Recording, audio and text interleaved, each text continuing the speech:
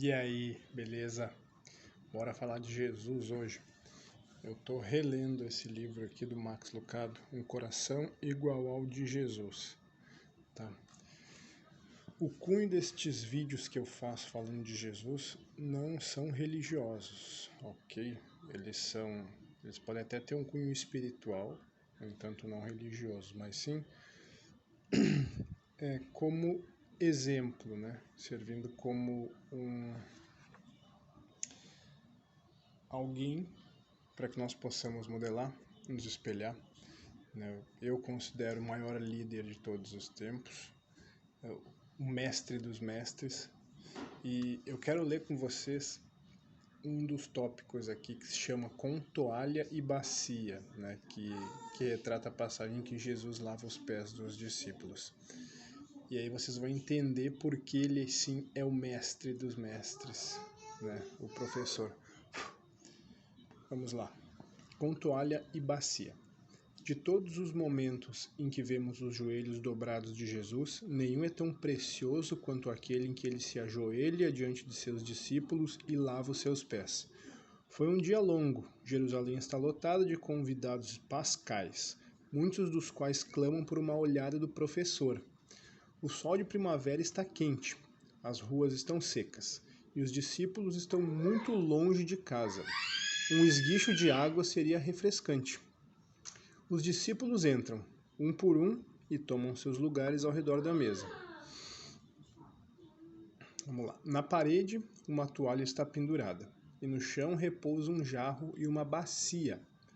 Qualquer um dos discípulos poderia se oferecer para o trabalho, mas nenhum o faz.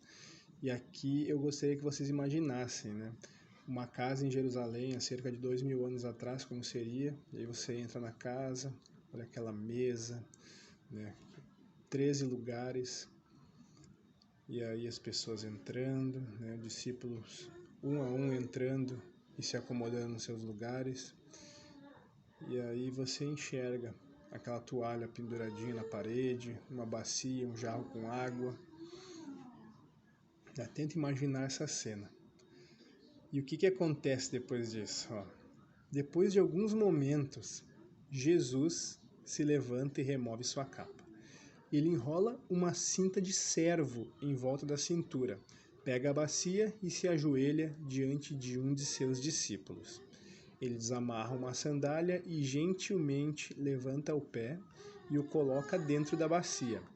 Cobre-o com água e começa a lavá-lo, um a um pé encardido após o outro. Jesus faz seu trabalho até terminar a fila.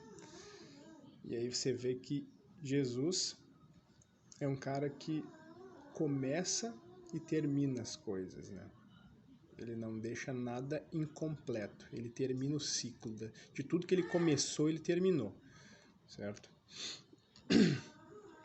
Na época de Jesus, lavar os pés de alguém era uma tarefa reservada não apenas para servos, mas para as castas mais baixas de servos, ou seja, para a base da pirâmide. Até fala aqui, vamos lá. Todo círculo tem a sua ordem hierárquica, e o círculo dos trabalhadores domésticos não era diferente. Era esperado que o servo da base da pirâmide estivesse de joelhos, com a toalha e a bacia, ou seja, o servo mais simples, né? O que faz os serviços mais rejeitados por todos. Você pode ter certeza de que Jesus conhece o futuro destes pés que ele está lavando. Esses 24 pés não passarão o dia seguinte seguindo o mestre, defendendo sua causa. Estes pés correrão por segurança ao reluzir de uma espada romana. Apenas um par de pés não irá abandoná-lo no jardim. Um discípulo não irá desertar em Getsêmani. Judas não chegará sequer a ir tão longe. Ele abandonará Jesus nessa mesma noite à mesa. E amanhã a gente continua com essa história aqui, falando um pouco mais de Judas e de quais são os ensinamentos que Jesus tem através desse ato de humildade, né? de humildade e de servidão. Beleza? Fica por aqui então, 5 minutinhos, e amanhã a gente volta com mais para concluir esse capítulo da história. Valeu, um abraço, boa noite, fica com Deus.